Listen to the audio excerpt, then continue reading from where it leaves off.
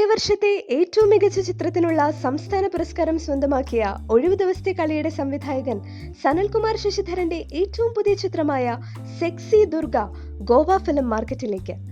South Asian സിനിമകൾക്ക് അന്താരാഷ്ട്ര ശ്രദ്ധ നേടാൻ അവസരമൊരുക്കുന്ന ഫിലിം ബസാർ ലോക സിനിമകൾക്ക് പ്രാദേശിക വേദിയൊരുക്കുന്നതും ലക്ഷ്യം വെക്കുന്നു.